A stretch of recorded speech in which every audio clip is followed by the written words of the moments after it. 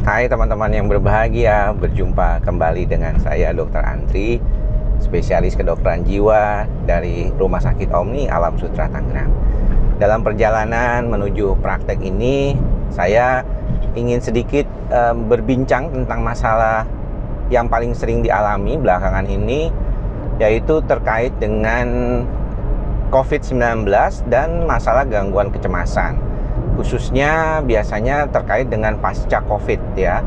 Jadi banyak sekali nih kemarin kebetulan saya mendapatkan informasi dari European Academy of Psychosomatic Medicine Congress yang sampai hari ini masih berlangsung, dan salah satu tahapan dan bahasan di dalam kongres tersebut adalah mengenai long COVID yang berkaitan dengan gejala-gejala psikosomatik seperti insomnia dan fatigue.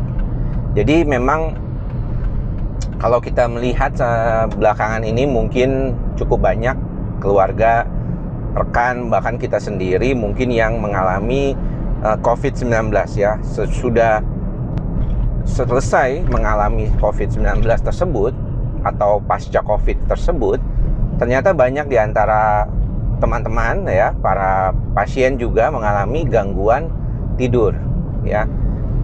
Ini salah satu yang paling sering muncul nih ya, saya lihat dalam beberapa kali ketemu dengan pasien di praktek saya, itu banyak sekali dari mereka yang mengeluh kesulitan tidur ya setelah dari COVID itu sendiri.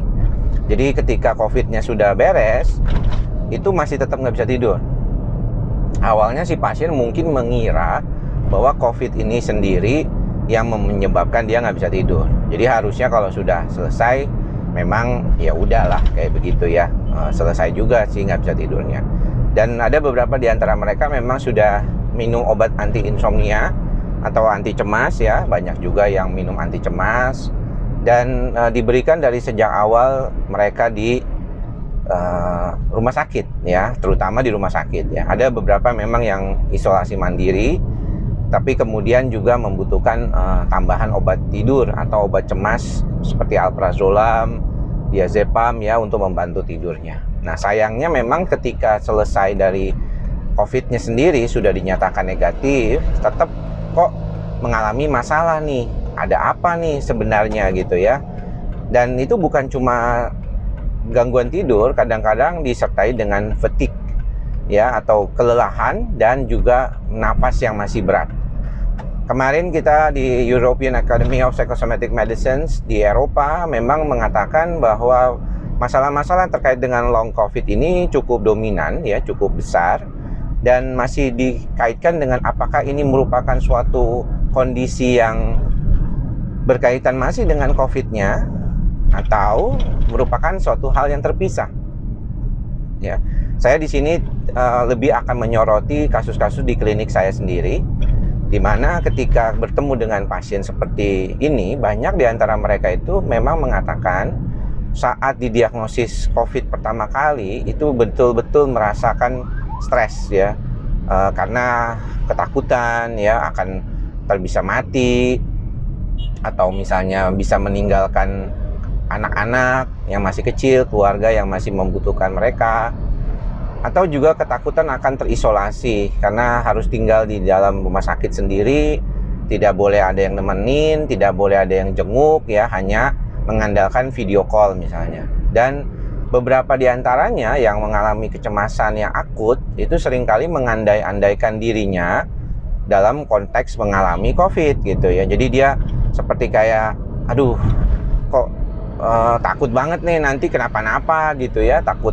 nggak selamat gitu. Jadi banyak diantaranya sebenarnya memang kecemasan itu yang menyebabkan akhirnya shock itu ya sangat besar.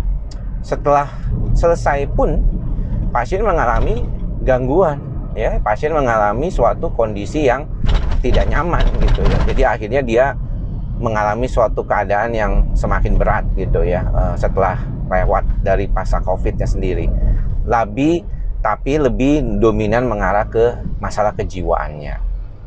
Nah, maka daripada itu ada beberapa hal yang pernah saya sarankan ya buat teman-teman yang saat ini memang sudah aktif kembali bekerja di kantor, sudah menjalani kehidupan new normalnya seperti biasa.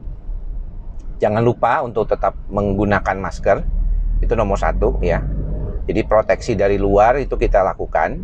Nomor 1 adalah jangan lupa untuk memakai masker selalu ya kalau dalam kondisi di luar ya. Karena kadang kita udah nggak bisa lagi nih menghindari kerumunan ya. Jadi mau nggak mau kita lakukan pakai masker. Yang kedua, ya memang yang paling sering dan dilupakan adalah menjaga daya tahan tubuh sendiri.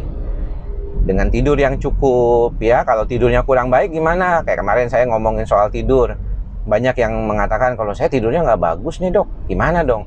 Oke, kalau demikian Anda bisa menggunakan obat tidur atau berobatlah ke dokter jiwa ya supaya dapat obat tidur yang baik.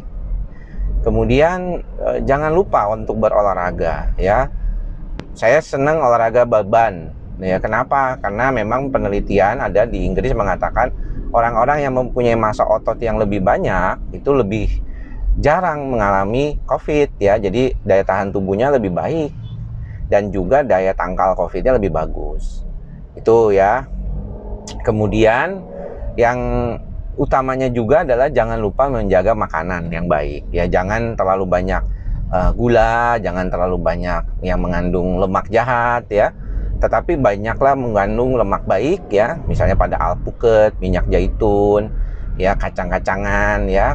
Terus kemudian juga protein tinggi ya, seperti pada menu kita itu mungkin ya kalau bisa 30%-nya lah ya protein ya.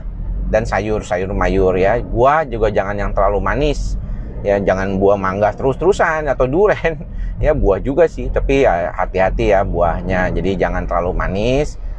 Bisa dengan pisang yang tinggi kaliumnya ya. Kalau bisa pisang pasar ya, lebih bagus kan pisang pasar itu ya, daripada mungkin kayaknya pisang-pisang yang udah diawet-awetin begitu ya. Jangan ya.